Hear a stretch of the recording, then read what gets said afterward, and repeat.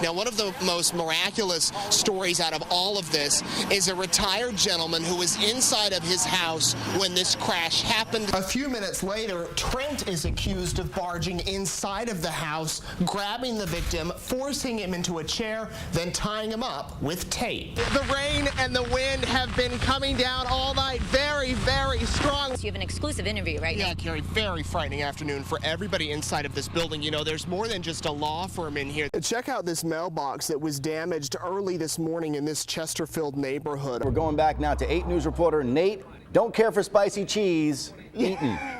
Yeah, but I do love lemonade, and I'm here with my friend Cassandra with Fun Time Foods. What are you doing here at the fair this year? You can see this massive crack left from yesterday's earthquake. Many students, faculty members, and staff taking time to visit the April 16th memorial. When the 16,000 bill pay accounts were transferred over to Union, a small portion, about 1,000 of them, were contained within a bad file. You can be fined if someone hears your music 50 feet away. This light bulb in the middle of the storm, still intact. John Allen Muhammad was pronounced dead at 9:11 p.m. That was 13 minutes after he entered the room. I'm here with one of the men who kind of played a key role in all of the events today. We're outside the apartment complex.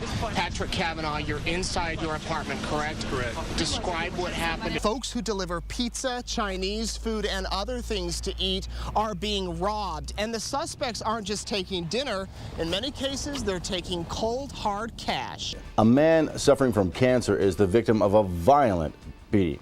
And now police are looking for the suspects.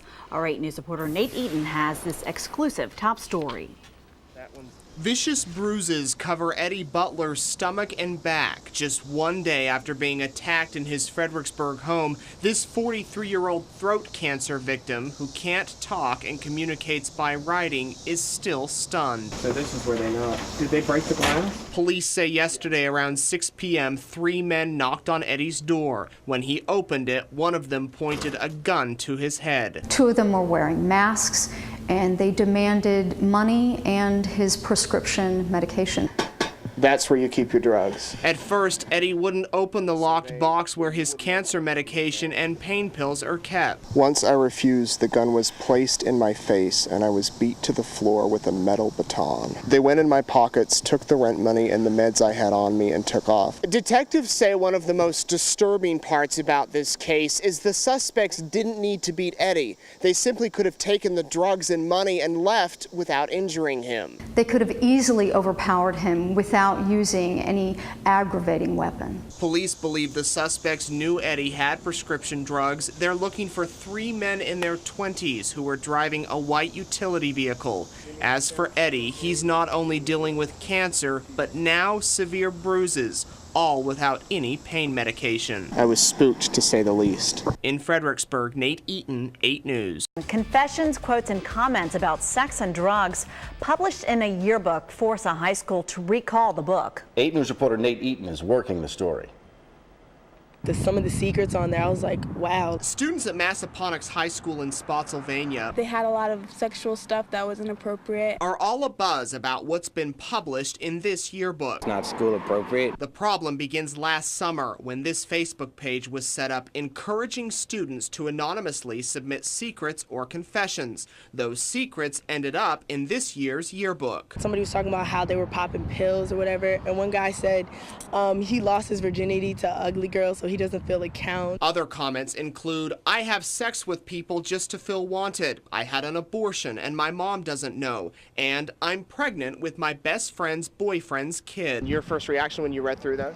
I laughed. Like, I thought it was funny. You yourself had ordered a yearbook, right? No, I wanted to, but when I heard what kids were saying, I said, never mind, that's terrible. Once the yearbooks were passed out and word got around that the comments were inside, the principal of the high school immediately recalled every issue. Now the books are being reprinted and should be redistributed by the middle of June. I'm happy that the principal is on top of it to the point that he's asking for them to be recalled. Some students are upset this book's been pulled and think administrators should have caught the comments months ago. They should have reviewed the ones that they felt were like not appropriate. In Spotsylvania, Nate Eaton, 8 News.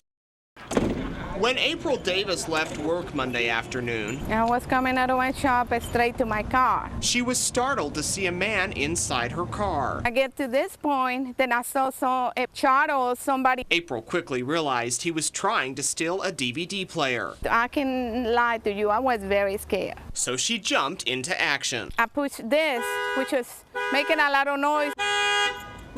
I started screaming and screaming, please, somebody help me. The man, surprised, immediately tried to get out. He unlocked the doors, but He unclicked it and I clicked it. And we done tick-tock the whole time. It was determined, I am not going to let this man get out of my car. after more than 5 minutes of the doors being unlocked then locked, the suspect tried to get out through the sunroof. When that wouldn't work, he stuck his hand through the back window that he originally broke out, opened the door outside, then took off running. I wish I kept him locked long enough for the police or for somebody to find him. The suspect did end up getting away with the DVD player, but it won't work without the power cables he left inside the car. The DVD player is not worse. All he went through with me. April considers herself brave for what she did and is glad she stood up for herself. Would you do it again that way?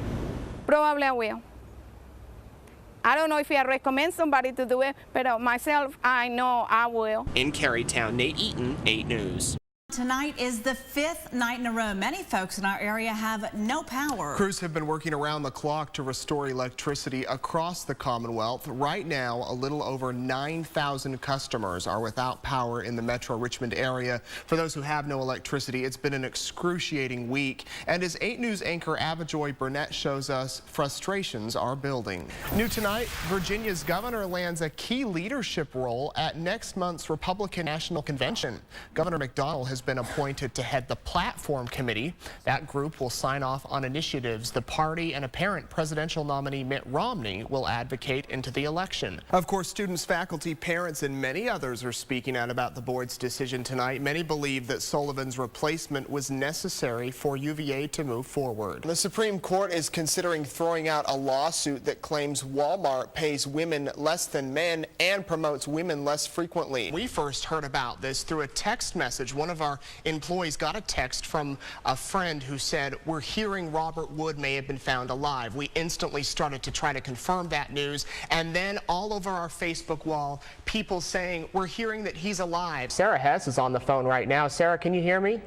Yes, I can. What are you seeing down there? We've been listening to fire engine come by for, gosh, a good hour and a half at least. Is smoke pouring out of the ground or out of a building? Yeah, it's coming up out of the grates in the ground. All right, well, Sarah, thank you so much. Also, if you're watching and you're down there and have pictures, send them into our newsroom, news@wric.com. More chilling video from New York City. Check this out. This is inside of a taxi cab in the city. Police say this man pulls out a gun and shoots the cab driver. Let's go back to when this all began. It was Friday, June 8th. That's when Sullivan agreed to step down. Over the next week, rallies and protests were held in opposition of the removal. 3 days later, on the 22nd, Zeit Hamel says that he's suspending his role as interim president. That's when Governor Bob McDonnell also warned the board of directors to get this all figured out.